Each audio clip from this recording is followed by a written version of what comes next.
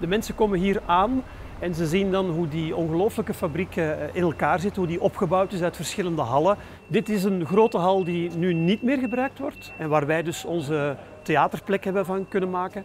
We hebben er zelf een heel grote keuken ingebouwd. De keuken is nu volop aan het voorbereiden voor de voorstelling van deze avond. Hier in deze hal spelen we dan de voorstelling.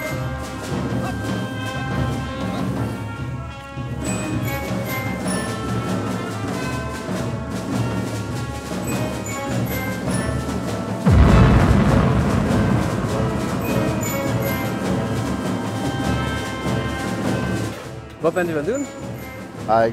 Alle voorbereidingen zijn bezig in deze prachtige keuken voor de voorstelling van vanavond. Ja. Torteau. Het publiek krijgt ook een maaltijd tijdens het eten.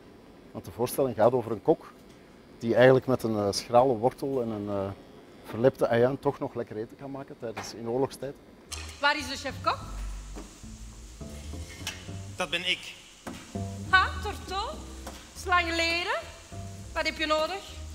Met al die ingrediënten zou je een 3-sterren-restaurant kunnen openen te midden van de botten en de lijken. En die ontmoet eigenlijk een jongetje die in die oorlog terechtkomt. En dat is een prachtig verhaal.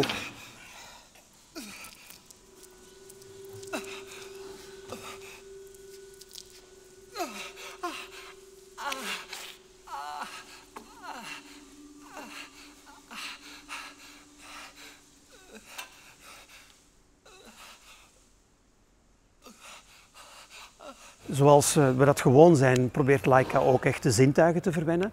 Dus mensen krijgen tijdens de voorstelling, zelfs voor de voorstelling, al iets om te proeven. En ook tijdens de voorstelling zijn er momenten waarin je eigenlijk een hapje krijgt of waarin er echt kan gegeten worden. De verhalen worden daar verteld, het is daar te zien. Maar je proeft ook wel echt en je ruikt ook wel echt de voorstelling. En dat is letterlijk, want we staan hier met onze keuken echt gewoon naast de scène. En toen we dat bedachten, dacht ik van dat gaat nooit lukken om gewoon live voor 300 mensen te koken, terwijl dat we daar aan het spelen zijn. Maar dat lukt onderwel. En zelfs heel de acteursploeg, die mensen die nu achter mij aan het werk zijn de acteurs die straks ook op scène staan. Dus het is ook echt hier ter plekke door de mensen gemaakt die het ook zullen bedienen straks. Dus het vloeit echt helemaal in elkaar. Daar ligt het kerkhof. Mijn broers en mijn zussen liggen op het kerkhof. Jij bent een leugenaar. De luie lichtwijde bestaat wel. Het gaat over een zwaar thema, over oorlog. Een voorstelling die we eigenlijk al lang geleden wouden maken voor de oorlog zo dichtbij was.